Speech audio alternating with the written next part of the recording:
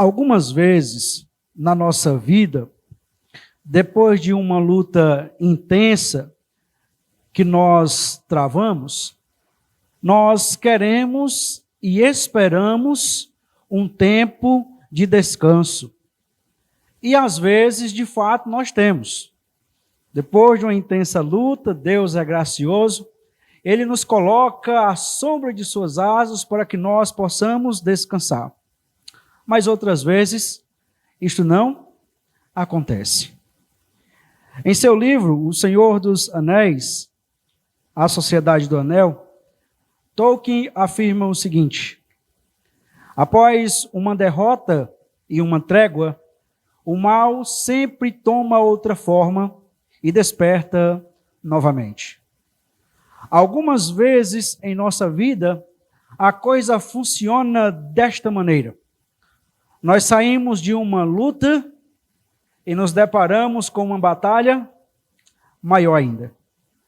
Esta é uma realidade em nossas vidas e também na vida do personagem que nós estamos estudando, na vida de Jó. No capítulo 1, nós vimos que o autor narra uma luta grandiosa em que Jó perde os seus filhos, perde os seus bens e termina o capítulo 1 ele perdendo toda a sua riqueza.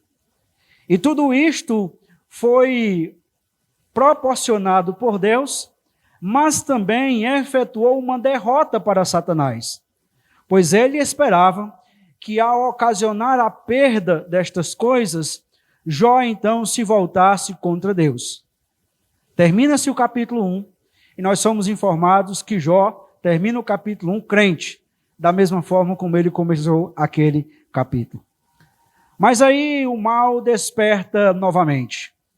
E é quando nós chegamos no capítulo de número 2, que será a segunda mensagem da série de 5 mensagens sobre o tema Na Trilha do Sofrimento.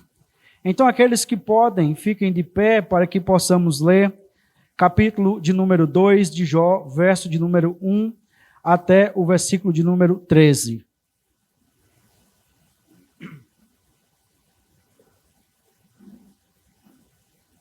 Diz assim: no dia em que os filhos de Deus vieram apresentar-se diante do Senhor, veio também Satanás entre eles apresentar-se diante do Senhor. Então o Senhor perguntou a Satanás: de onde você vem?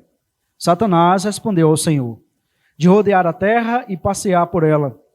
E o Senhor disse a Satanás: você reparou no meu servo Jó? Não há ninguém como ele na terra. Ele é um homem íntegro e reto, que teme a Deus e se desvia do mal. Ele ainda conserva a sua integridade, embora você me incitasse contra ele para destruí-lo sem motivo. Então Satanás respondeu ao Senhor: pele por pele. Um homem é capaz de dar tudo o que tem pela sua vida. Mas estende a tua mão e toca nos ossos e na carne dele, para ver se ele não blasfema contra ti na tua face. Então o Senhor disse a Satanás: você pode fazer com ele o que quiser, mas poupe-lhe a vida. Então Satanás saiu da presença do Senhor e feriu Jó com tumores malignos desde a planta do pé até o alto da cabeça. Jó, sentado em cinza, pegou um caco de barro para com ele raspar as feridas. Então a mulher dele disse: você ainda conserva a sua integridade? Amaldiçoe a Deus e morra. Mas Jó respondeu: você fala como uma doida. Temos recebido de Deus o bem, por que não receberíamos também o mal? Em tudo isso, Jó não pecou com seus lábios. Quando os 3 amigos de Jó ouviram que todo este mal havia caído sobre ele, vieram cada um do seu lugar. Elifaz, o temanita, Bildade, o suíta, e Zofar, o naamatita. Tinham combinado ir juntos condoer-se dele e consolá-lo. De longe, eles levantaram os olhos e não reconheceram. Então ergueram a voz e choraram. E cada um rasgou o seu manto, lançava pó ao ar sobre a cabeça. sentaram-se com ele no chão durante 7 dias e 7 noites, e ninguém lhes disse uma só palavra, pois viam que a dor era muito grande. Vamos orar. Ó Deus, nós queremos em nome de Jesus agradecer ao Senhor pela tua palavra, que é rica, que é como uma espada afiada, que é o genuíno leite para nós. Nós queremos te louvar, ó Deus, porque o Senhor nos dá o privilégio de podermos pensar, de podermos meditar na tua palavra. Nesse momento em que certamente Satanás atua para tirar a boa semente, nós suplicamos que o Senhor repreenda Satanás, que o Senhor, Deus, nos faça, nos despir dos nossos pressupostos, que o Senhor nos ajude, ó Deus, a estar desnudos diante da tua palavra e dispostos a acolher nela aquilo que o Senhor tem reservado para nós nesta noite. Ó Deus Espírito Santo, vem sobre nós. Nós precisamos do Senhor. É o Senhor quem nos ilumina. Então vem sobre nós, nós clamamos pelo Senhor, para que possamos compreender a tua palavra e, compreendendo-a, podermos ser edificados pela mesma. Nossa oração em nome de Jesus. Amém. Podeis sentar, meus irmãos.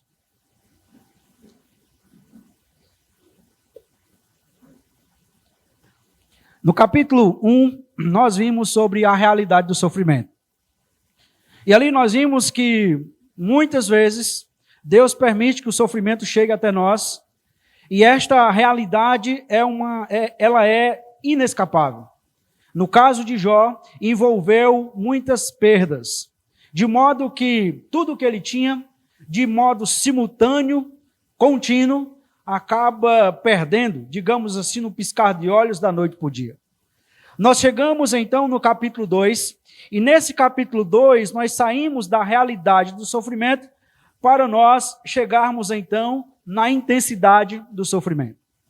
Se a situação era complicada no capítulo 1, o capítulo 2 nos narra uma situação muito mais complicada. Você imagine que Jó ainda estava chorando a perda dos seus filhos, ainda estava enlutado com a dor de ter os seus 10 filhos sendo mortos no mesmo dia. E logo após, pouco tempo depois, de acordo com a narrativa, ele se depara com uma nova realidade, mais uma realidade do sofrimento mais intensa. E aí nós chegamos no capítulo 2, que começa novamente com uma cena no céu. E tanto o capítulo 1 como o capítulo 2 faz um contraste muito interessante. Você tem uma cena que acontece no céu, e essa cena, ela dá os comandos, dá as diretrizes para aquilo que acontece na terra. Você pode lembrar de outro livro que nós encontramos esta mesma situação acontecendo. Livro de Apocalipse de João, certo? Então você tem eventos acontecendo no céu e aqueles eventos determinam o que vai acontecer na terra. No caso aqui, nós temos este evento acontecendo no céu e, à luz do capítulo 2, eu quero destacar 4 aspectos advindo desta intensidade do sofrimento. A primeira delas, meus irmãos, é que a intensidade do sofrimento acontece sem uma causa que justifique. Na primeira vez, nós vimos que isto também aconteceu. Mas aqui ressalta-se as palavras do próprio Deus. Ali nós temos Jó sendo qualificado, dizendo que ele era um homem justo, desviava-se do mal. Mas agora nós temos esse homem que foi provado por Deus, esse homem que lidou com uma situação indigesta, difícil para ele, para a sua família. E logo depois disso, acontece novamente essa cena, e novamente Deus reenfatiza essa condição de Jó. Agora veja, essa intensidade desse sofrimento que acontece sem uma causa que justifique, acontece sobre um homem digno de ser notado no céu. Isso para mim é uma coisa fantástica. Nós temos o texto dizendo que os filhos de Deus, vão se apresentar diante do Senhor, vem também Satanás entre eles, para apresentar diante do Senhor. E então o Senhor perguntou a Satanás: de onde você vem? De rodear a terra e passear por ela. E o Senhor disse a Satanás: você reparou no meu servo Jó? Então, nas Escrituras, meus irmãos, nós temos dois extremos que são maravilhosos nós pensarmos. Nós temos homens que são conhecidos por Deus, que são notados no céu, e nós temos homens que são notados também no inferno. No céu, nós temos Deus notando Jó na terra. No inferno, nós temos Satanás notando Paulo. Você lembra quando então, em nome de Jesus a quem Paulo prega, eu ordeno que você saia. Aí o demônio diz: Jesus eu sei quem é, e Paulo eu também sei quem é. Mas você, eu não sei quem é você. E os demônios se voltam contra o indivíduo e dão uma surra nele. E ele vai ali, né, todo quebrado, de apanhado de Satanás. Então, aqui nós temos um homem que é observado, que é digno de ser notado no céu. E talvez, meus irmãos, isto deve nos levar a refletir. Isso dá aqui muitas reflexões interessantes. Primeiramente, como é que Deus olha para a minha vida?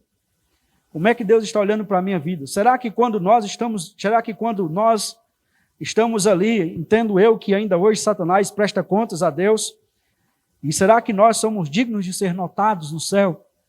Será que quando chega lá, Deus olha para Satanás, que é descrito aqui como sendo o acusador? Essa é a palavra literal para Satanás aqui, é o acusador. Será que nós temos uma vida digna de ser notada nos céus? E aqui nós temos um homem que é digno de ser notado no céu, mas nós temos também um homem que é aprovado por Deus. Diz o texto, então, que o Senhor diz: não há ninguém como ele na terra. Ele é um homem íntegro e reto, que teme a Deus e se desvia do mal.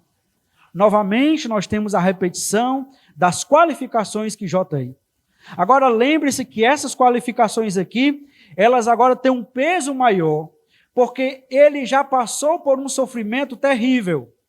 E mesmo depois desse sofrimento superado, mesmo dessa provação que ele lidou, ele continuou, ele permaneceu um homem íntegro, um homem reto, um homem que teme a Deus e que se desvia do mal.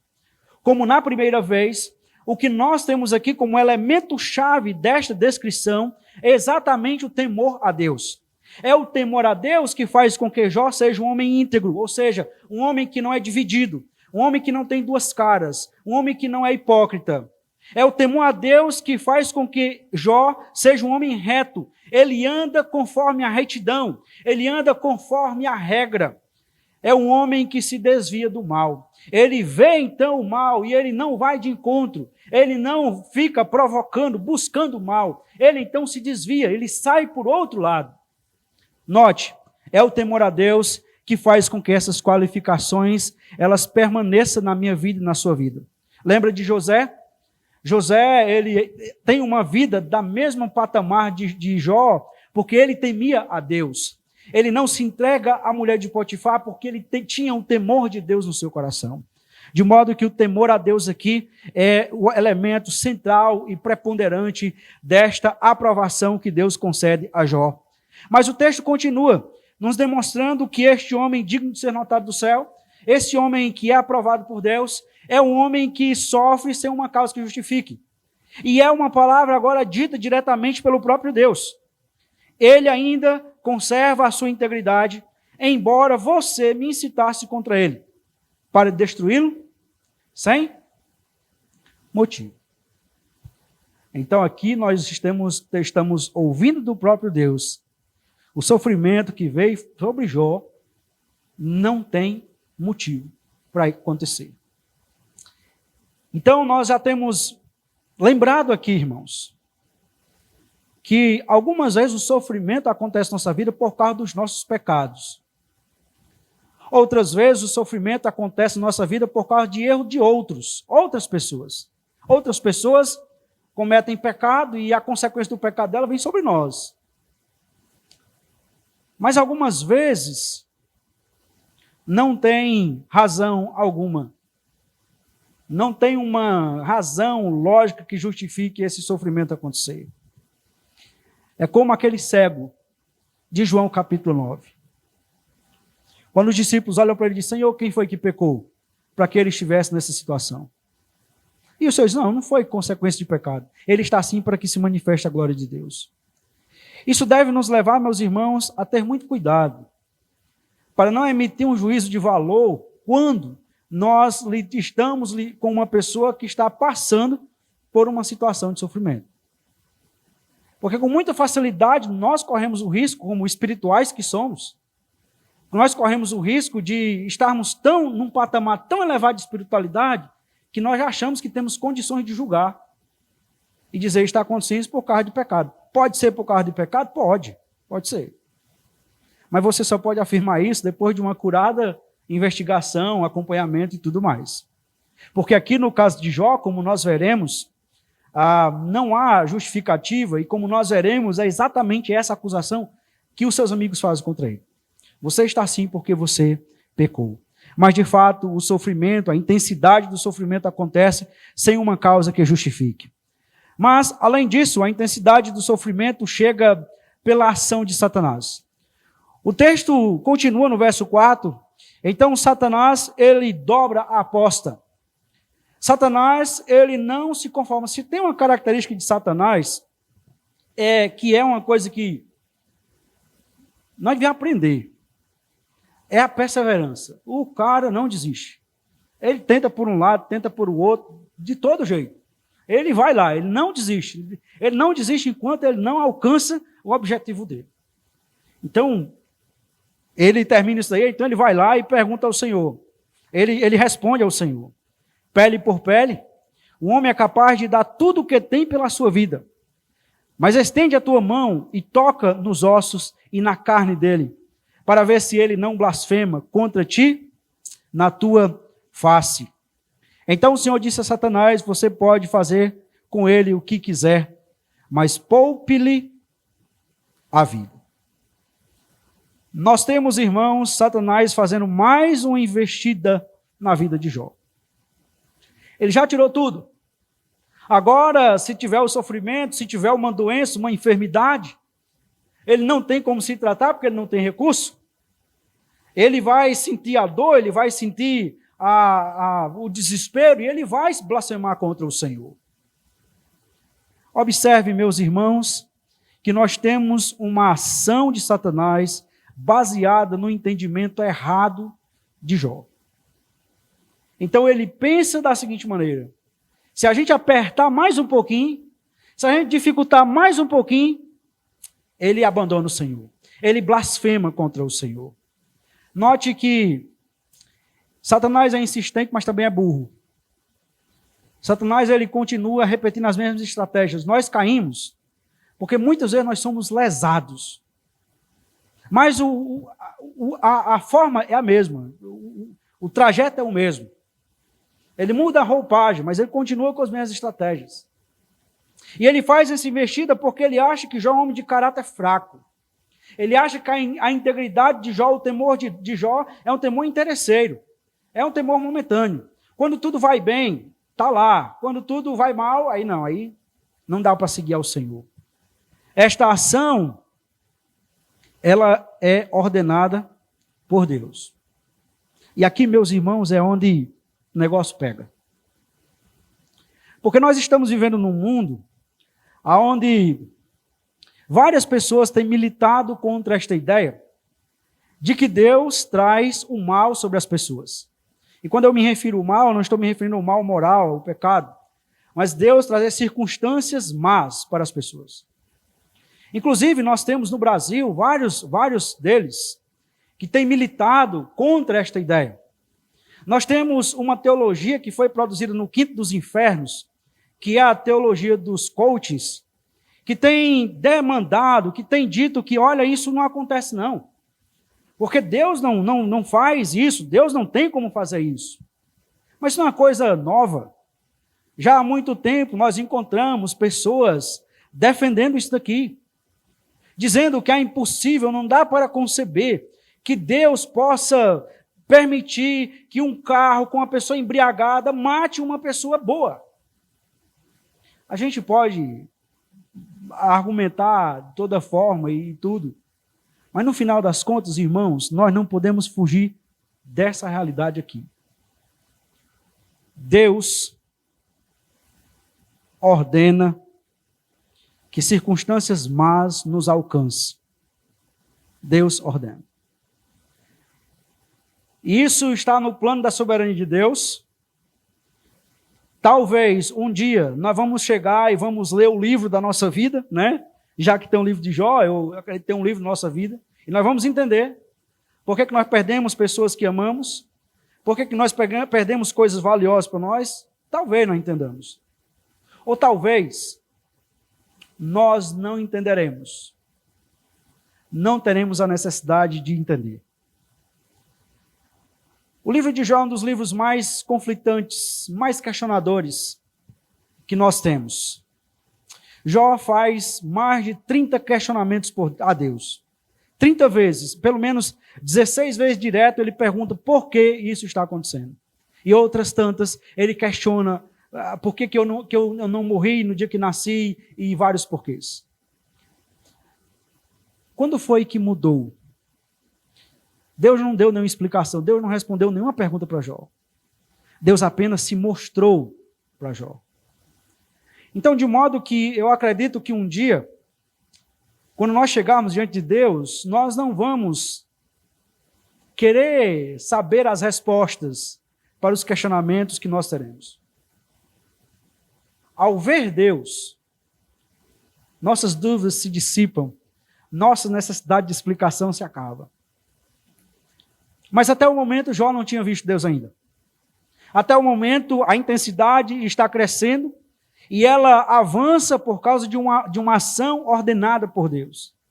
Mas esse Deus que ordena é o Deus também que limita a ação de Satanás. Verso 6. Você pode fazer você pode fazer com ele o que quiser, mas poupe-lhe a vida. Novamente, Deus refreia o mal. Então lembre-se que a situação difícil para nós, a situação que nós lidamos, que é difícil, eu não estou banalizando o seu sofrimento ou a sua dificuldade.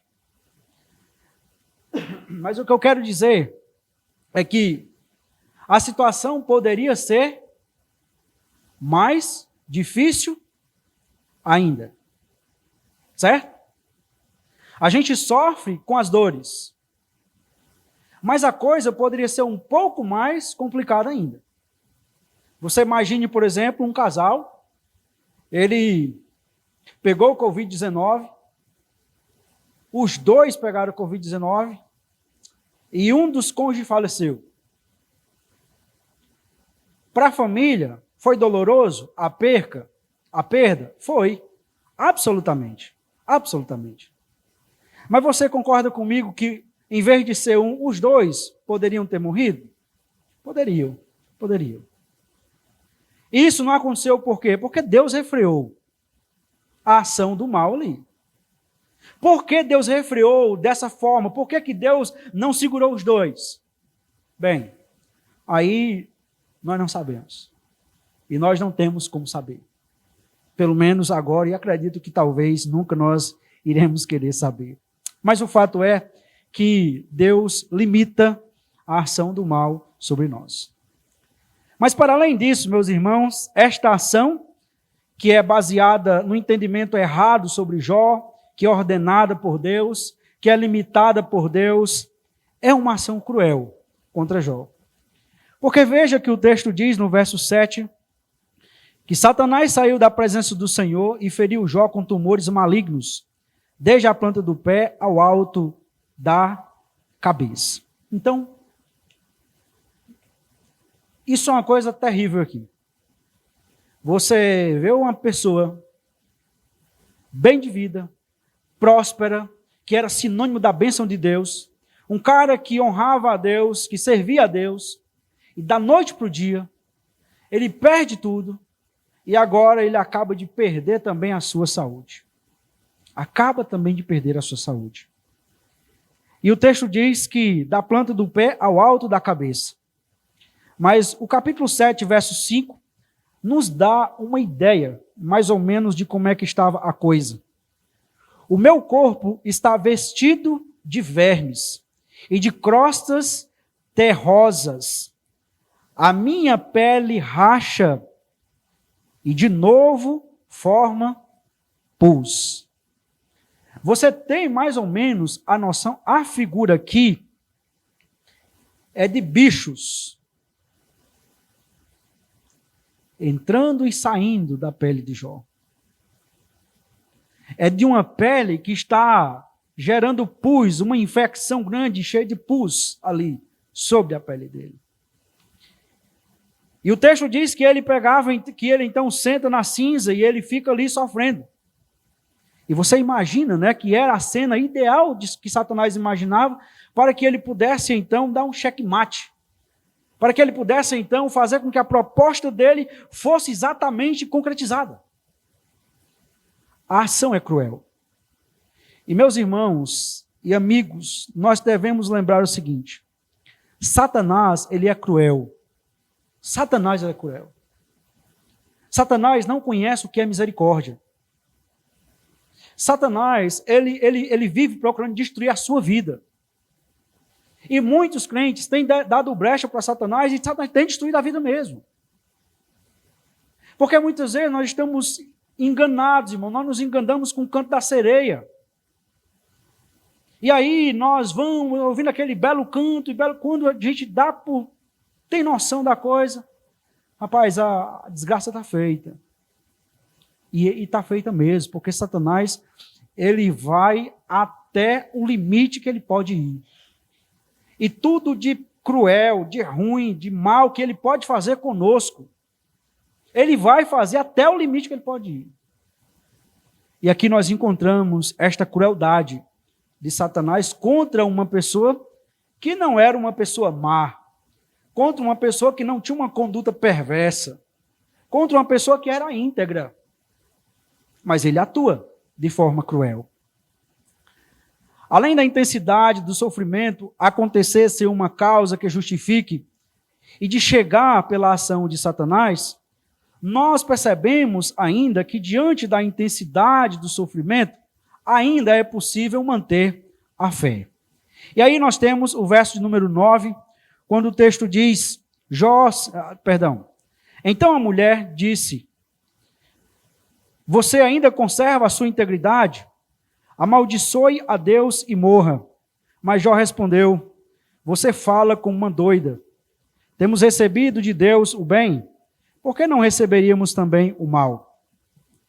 Em tudo isto, Jó não pecou com seus lábios. Nós temos, meus irmãos, uma fé que se mantém. Uma fé que se mantém apesar do sofrimento. Sejamos justos, sendo justos, eu acredito que nenhum de nós sofremos o tanto que Jó sofreu até o momento. Pelo menos na condição que ele sofreu. Mas perceba que, apesar do sofrimento, ele mantém a sua fé. Mas essa manutenção da fé, ela acontece apesar da atitude da sua esposa. Nós temos uma esposa que incentiva Jó à incredulidade. Mas isso não é estranho para nós. Porque Jesus disse que seriam os da própria casa que se levantariam contra nós, por nós mantermos a nossa fé em Cristo. São as pessoas próximas a nós, que vão se levantar pela gente manter uma vida de temor ao Senhor, de integridade, de viver da forma como o Senhor está querendo. Aqui nós temos uma mulher que deveria ser uma auxiliadora, que deveria ajudar o seu esposo num momento tão difícil. Mas ela, de modo insensato, ela diz, amaldiçoa o seu Deus e morre. E aqui é interessante porque, literalmente, é uma expressão que eu esqueci agora, me faltou a memória, mas literalmente é assim, né? abençoa o teu Deus e morre. É uma ironia, certo? É uma expressão irônica da esposa de Jó. Jó, abençoe o seu Deus e morre. Mas ela está fazendo chacota com a fé de Jó. Ela está zombando da fé de Jó. E então nossa tradução tomou esse rumo que é uma interpretação já, né? Amaldiçoe a Deus e morre, que é exatamente o sentido que ela queria colocar. Aqui eu quero só fazer, não vou bancar o advogado do diabo, mas eu quero só que nós olhemos para a esposa de Jó, não por esta cena aqui somente, mas que nós olhemos aqui para uma mãe que perdeu os seus 10 filhos, que perdeu tudo o que tinha da noite para o dia, e que agora ela olha para o seu marido, um servo de Deus, e que acaba de perder a sua saúde. Isso não justifica a conduta dela. Isso não justifica. Mas nós devemos lembrar que o sofrimento gera crises agudas, muitas vezes, no nosso coração. E que muitas vezes nós, diante do sofrimento, falamos sem pensar. Ou falamos pensando besteiras. Jó vai fazer isso. Como nós veremos, se Deus permitir, no próximo domingo, ele vai fazer isso. E a mulher também fez isso aqui. Mas o ponto aqui, fecha o parênteses, né, de defesa da mulher de Jó, o ponto aqui é que ela incentiva o seu marido à incredulidade.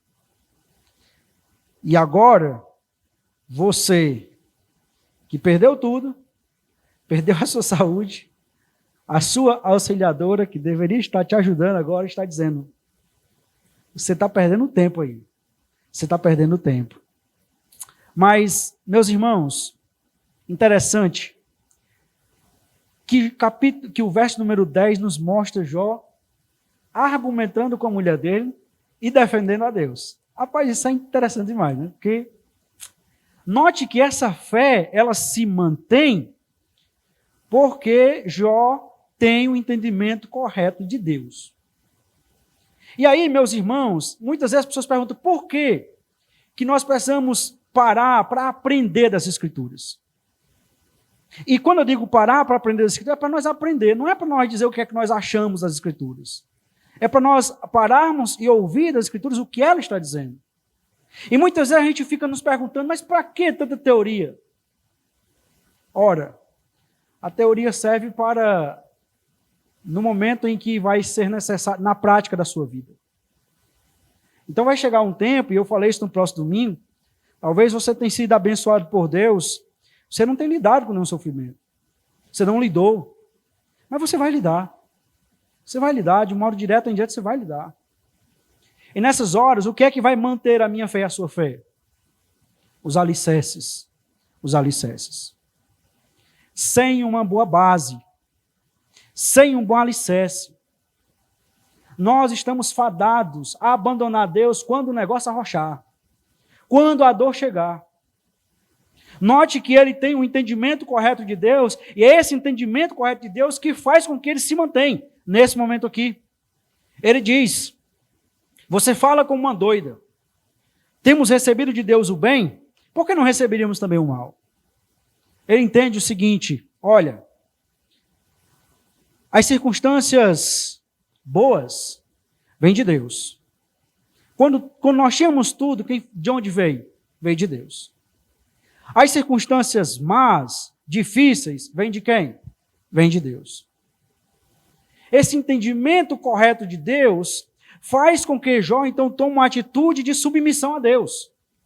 Porque o autor termina o verso 10 dizendo, em tudo isso Jó não pecou com seus lábios. Então nós temos um homem que mantém a sua fé por causa do entendimento correto de Deus. Por que a gente insiste para que os irmãos cheguem à escola dominical? Por que a gente insiste que os irmãos precisam ler as Escrituras, todo momento de pregação a gente precisa estar para aprender? Por que a gente enfatiza que a gente não pode estar aqui com o corpo aqui, com a mente lá não sei aonde? Porque uma hora a gente vai precisar disso. E é exatamente essa teoria que nós estamos aprendendo agora que vai nos sustentar quando a tempestade chegar. Porque ela chega, né?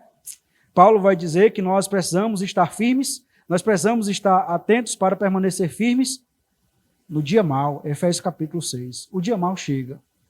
Nós não queremos, nós não gostamos, nós não planejamos, mas o dia mau chega. E nós, se não estivermos preparados para ele, nós vamos vacilar. Deus nos dá tempo de bonança para nos prepararmos, para nos edificar, para nos fortalecer, para que quando o dia mau chegar, a gente possa permanecer firme e inabalável, como diz Efésios capítulo de número 6. Ora, meus irmãos, a vida cristã, ela é difícil.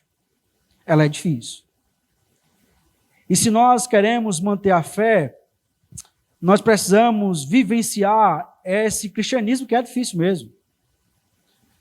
Se você está procurando uma religião que te dê felicidade, você está no canto errado. Você vai para a praia, vai para o shopping, vai para qualquer outro canto, né?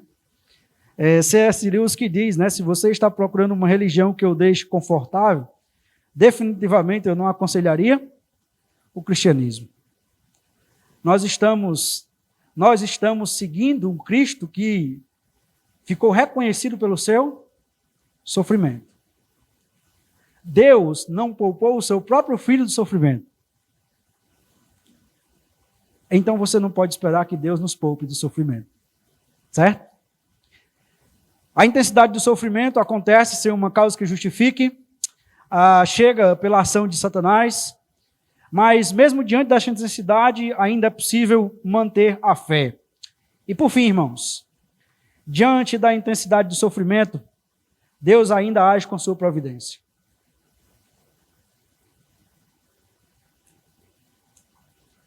Qual a providência de Deus aqui para Jó?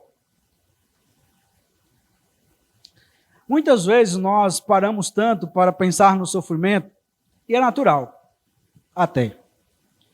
Quando nós estamos sofrendo, nós não conseguimos ver nada além do sofrimento. Algumas vezes. Mas, mesmo diante da intensidade, Deus ainda age com sua providência. Quais são os sinais da providência de Deus na vida de Jó aqui? Primeiro, a vida de Jó. Certo? Ele perdeu tudo, inclusive a sua saúde, mas ele ainda tem a sua vida. Ele ainda tem a sua vida. Meus irmãos, isso parece ser uma coisa assim, um pouco sem sentido, né? A manutenção da vida é mais sofrimento. Mas lembre-se, sempre minha mãe dizia um ditado reiteradamente, né? Enquanto há vida, há esperança.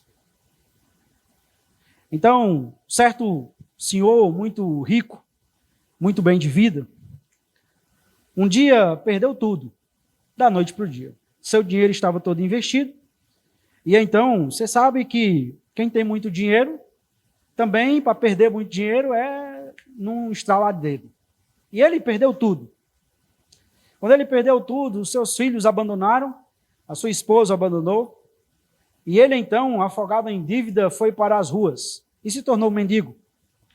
E ali, aquele mendigo passou a beber e a viver uma vida na sarjeta, literalmente. Mas um dia a sorte dele mudou. E então ele conseguiu vender alguma coisa e foi vendendo de pouquinho, foi ganhando dinheiro, foi investindo e foi trabalhando, foi se esforçando até que ele conseguiu reconquistar tudo novamente. E a sua história se tornou algo que chamou a atenção das pessoas. E um dia alguém foi entrevistar ele para saber como é que foi todo esse processo. Por que que, quando ele estava lá na sarjeta, abandonado por todos, tendo perdido tudo o que tinha, por que que ele também não deu cabo da sua vida? Por que que ele também não se desanimou totalmente para permanecer lá até a sua morte? E ele disse o seguinte: olha, todos os dias eu ia na banca de jornal, eu não tinha condições de comprar o jornal, mas todos os dias eu ia na banca de jornal e lia o jornal lá na banca. Aí eu não começava lendo pelas notícias, porque as notícias, página policial, tem violência, eu estou na rua. Então aquilo dali poderia já me levar a preocupar se eu iria passar a noite vivo. Eu não começava pela política, é muito desanimador. Eu não começava pelo futebol, eu tinha um time de coração, mas vai que eu tinha levado uma goleada no outro dia. Eu ia ficar mal, né? Acabado desse jeito. Eu começava lendo pelo obituário. Pegava o jornal e ia lá para o obituário. E eu fazia questão de ler todos os nomes que estavam lá, um por um, pausadamente. Quando eu terminava, eu voltava novamente e lia de um por um, pausadamente. E quando eu terminava de ler, eu sabia uma coisa. Todas aquelas pessoas que estavam ali dariam tudo o que tinham e o que não tinham para estar vivas, ainda que na mesma condição que eu. De modo que eu sempre pensava, se eu estou vivo, então Deus pode fazer um milagre na minha vida. As circunstâncias, muitas vezes, na nossa vida são difíceis.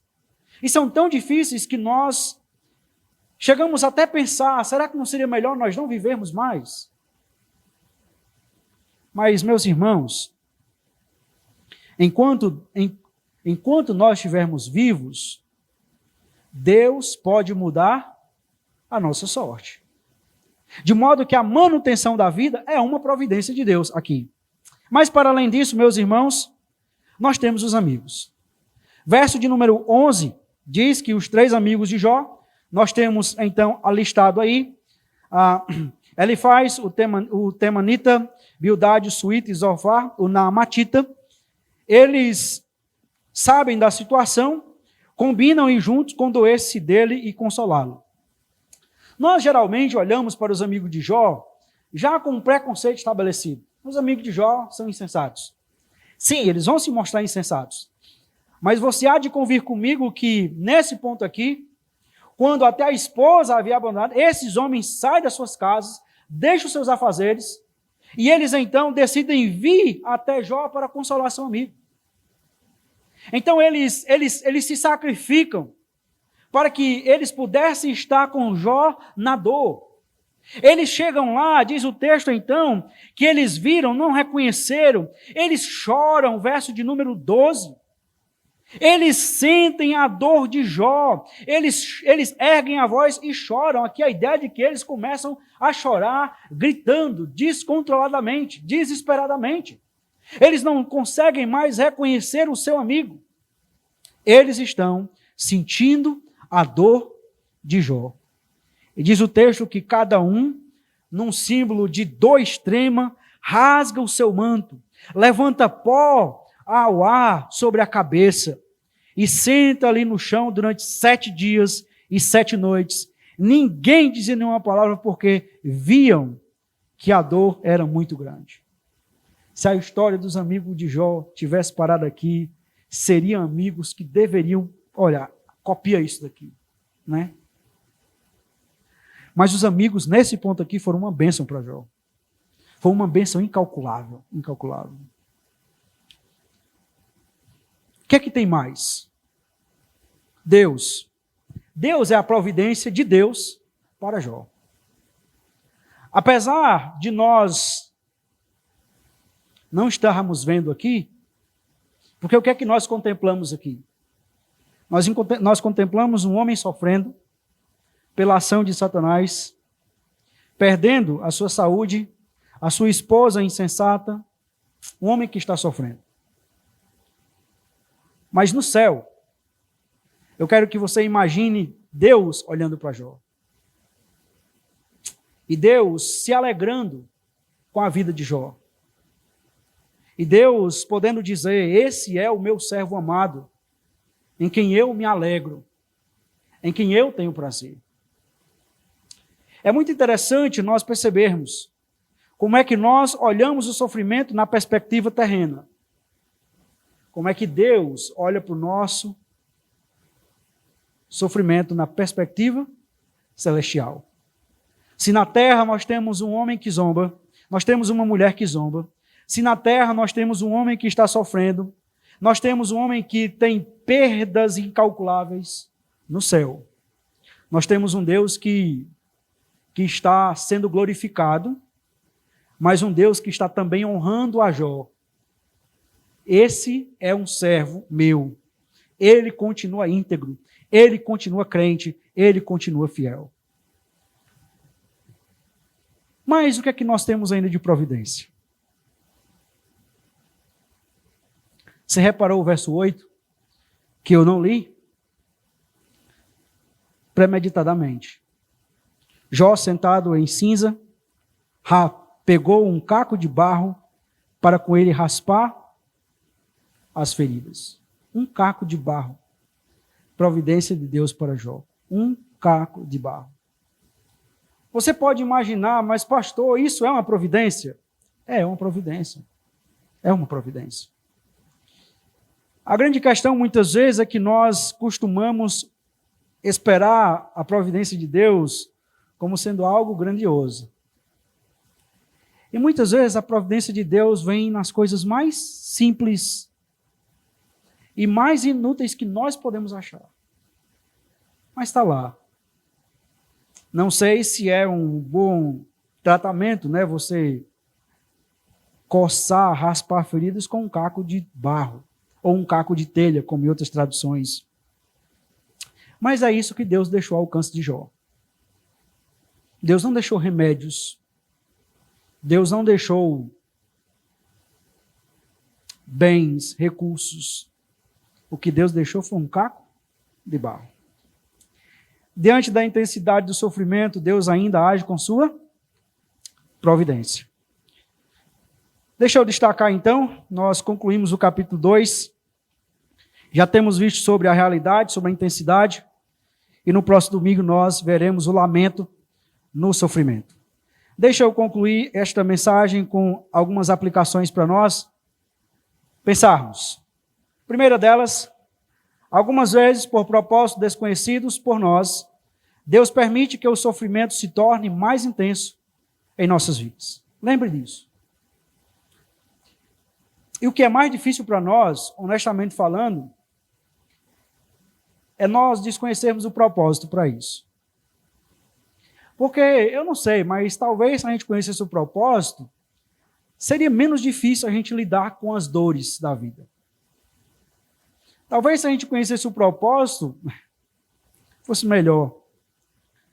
Ou talvez não. Mas o fato é que Deus, ele decide não revelar algum propósito de sofrimento para nós. E nós temos que lidar com isso. Na verdade, nós não precisamos de conhecer os propósitos, mas nós precisamos de conhecer aquele que determina os propósitos. De conhecer aquele que controla e que conduz a nossa vida. Mesmo sem entender as coisas, mas nós não ficaremos assombrados, temerosos, dominados pelo terror, porque nós conhecemos aquele que determina o propósito da nossa vida. E sabemos que a sua vontade, ela é boa, perfeita e agradável. Muito embora nós não entendamos como é o exercício dessa vontade na nossa vida. Especialmente quando nós lidamos com o sofrimento. Uma segunda aplicação. Deus usa o mal para produzir o bem na vida dos seus servos. Isso é ruim, irmãos. É muito ruim.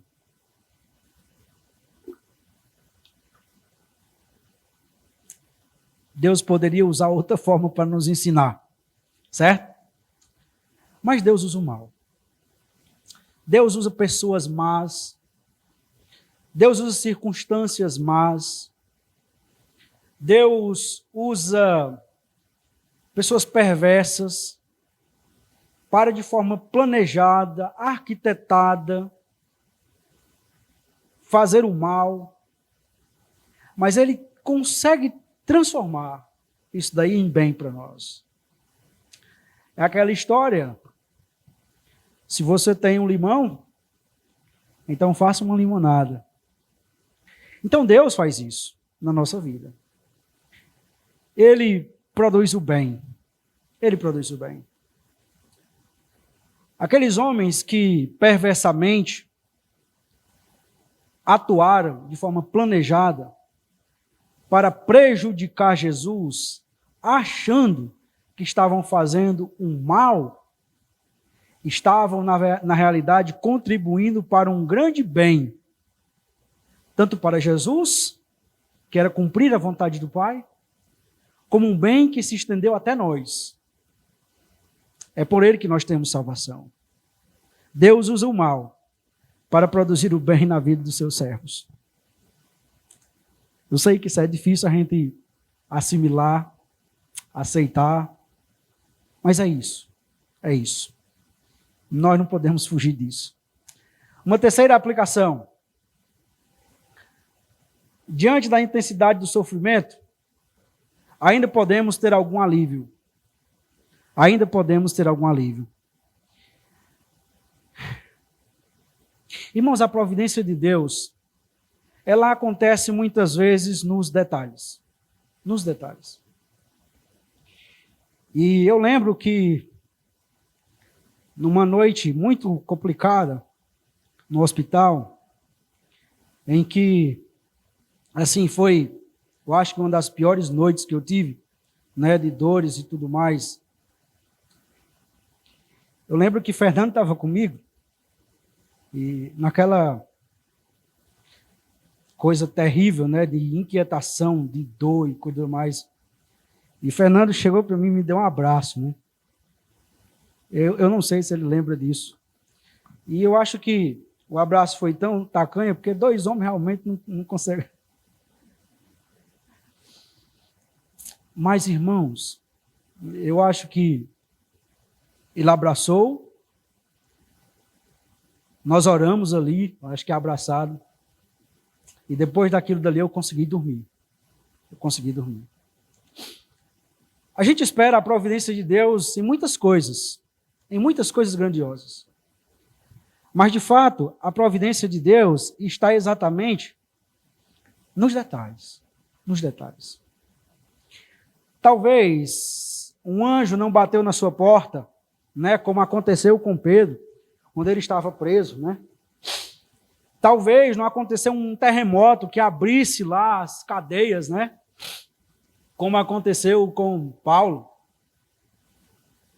Talvez o que você tem é um caco de telha, é um caco de barro. Mas é o caco de barro que Deus deixou ali como providência para você. Então, diante do sofrimento, irmãos, que nós possamos olhar para a providência de Deus. A providência de Deus. Porque esta providência que vai nos dar algum alívio.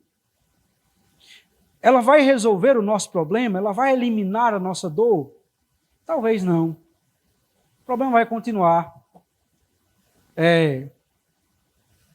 Quando voltei, a dor era a mesma. Quando acordei, a dor era a mesma. Mas, mesmo em meio a esse sofrimento, Deus vai dando algum alívio para nós. A providência. Então, não desperdice a providência diante da amargura do sofrimento. Tome posse da providência de Deus para que você tenha alívio na sua vida, né, diante dessa intensidade.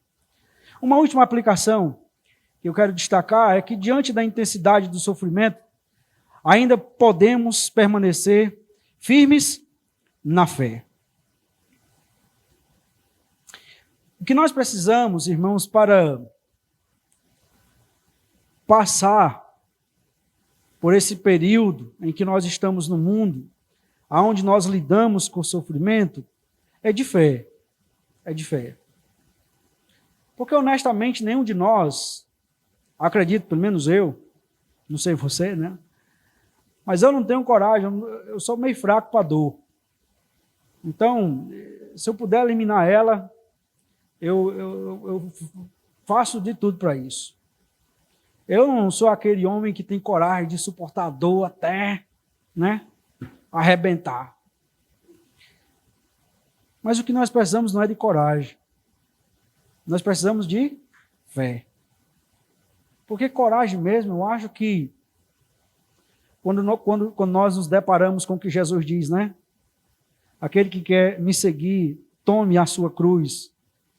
Eu acho que quando nós olhamos para a cruz assim, né, eu fico pensando, né, mas se for coragem, às vezes é difícil tomar a cruz, né? Mas o que Deus espera de nós não é coragem, Deus espera de nós fé. E quando nós temos fé, Ele nos fortalece, então, com a coragem para enfrentar o sofrimento. Esta fé precisa ser em quê? Esta fé precisa ser em quem? O livro de Jó, meus irmãos, ele faz parte de uma literatura poética que, entendo eu, aponta para um outro servo de Deus que viria e que posteriormente nas Escrituras seria chamado do servo sofredor pelo profeta Isaías e que chega no Novo Testamento e assume então o seu ministério. O livro de Jó aponta para Jesus, aquele que sofreu um entensimento muito mais intenso do que o sofrimento de Jó. Se nós olharmos para Jó, nós muitas vezes vamos ficar com pena, com tristeza, ou muitas vezes vamos ser levados mesmo a entrar no mesmo linha de questionamento. Mas quando nós olhamos para Jesus, nós encontramos o servo sofredor perfeito, que como uma ovelha, sem falar nada, como uma ovelha muda, foi levada para o matadouro. E ali entregou a sua vida, derramou o seu sangue, para que eu e você pudéssemos permanecer firmes na fé. É por isso que o autor de Hebreus diz que nós devemos olhar firmemente para o autor e consumador da nossa fé, durante a carreira que Deus propôs para nós. Em alguns momentos, nesta carreira que Deus propôs para nós, nós haveremos de lidar com o sofrimento. Se olharmos para nós, para dentro de nós, nós contemplaremos muitas vezes o desânimo, o desespero. Se olharmos para o nosso redor, pode ser que nós tenhamos amigos indigestos, pessoas próximas a nós que são tolas, insensatas, que contribuem ainda mais para o sofrimento. Se nós olharmos para nossa realidade, nossas circunstâncias, elas não são tão animadoras assim. De modo que durante essa jornada, quando nós nos deparamos com a intensidade do sofrimento, o desafio das Escrituras para mim e para você é nós olharmos firmemente para além das circunstâncias do sofrimento e colocar os nossos olhos em Jesus. E reconhecer, assim como a oração do profeta do rei Ezequias, em nós não há força para resistirmos, porém os nossos olhos estão postos no Senhor. Vamos orar. Senhor Deus, nós queremos em nome de Jesus te agradecer, te louvar e te bendizer, porque de fato o Senhor é um Deus bom. Nós queremos te louvar porque o teu caminho é perfeito, muito embora não seja um caminho fácil de trilhar.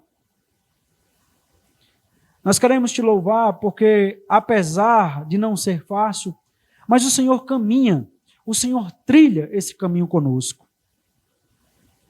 Ó Deus, nos ajude a olhar para a realidade da nossa vida na perspectiva da eternidade. Nos ajude, ó Deus, a olhar para a Tua providência, para que nós, tomados pela Tua providência, nós possamos, ó Deus, com os olhos fixos em Ti, continuar trilhando a carreira que o Senhor propôs para cada um de nós. Que a Tua graça que tem nos alcançado, continue nos fortalecendo, para que, firmados em Ti, nós possamos, ó Deus, ser lembrado pelo Senhor, ser notado pelo Senhor dos céus. Ó Deus, que o Senhor nos ajude a temer o Teu nome, para que em circunstâncias quaisquer nós possamos honrar o Senhor, nós possamos adorar o Senhor, nós possamos amar o Senhor. Nós pedimos isto a Deus porque o Senhor sabe que em nós não há força, em nós não há capacidade para isso. Mas a Tua palavra diz que o Senhor que começou a boa obra em nós há de concluí-la até o dia de Cristo. E por isso nós estamos clamando ao Senhor. Para que o Senhor nos ajude nesses momentos mais nevrálgicos da nossa vida. Que o Senhor nos conceda graça. Ó Deus, eu não sei os sofrimentos que os nossos irmãos estão passando hoje. E nem o que eles irão passar, o que nem nós iremos passar. Mas eu sei que o Senhor continua sendo bom. O Senhor continua sendo Deus. O Senhor continua fazendo o bem. O Senhor continua nos amando. Que nós sejamos sempre cativados pelo Teu amor, para que, encantados pela beleza do Teu amor, nós não venhamos, ó Deus, ser tomados pela feiura do sofrimento. Nós suplicamos que o Senhor, que é o nosso Deus e Pai, nos abençoe e nos guarde. Nós suplicamos que o Senhor volte o Teu rosto de misericórdia para nós e que o Senhor nos conceda a Tua paz. E que a graça de nosso Senhor e Salvador Jesus Cristo, o amor de nosso Deus e Pai, e a comunhão e a consolação do Deus Espírito Santo seja conosco, até o dia em que nós nos encontraremos com Jesus e com Ele permaneceremos para sempre. É em nome dEle que nós oramos ao Senhor. Amém. Após uma oração silenciosa e o pós-lúdio, está encerrado este culto. Desejo a todos uma boa semana e que Deus graciosamente vos abençoe.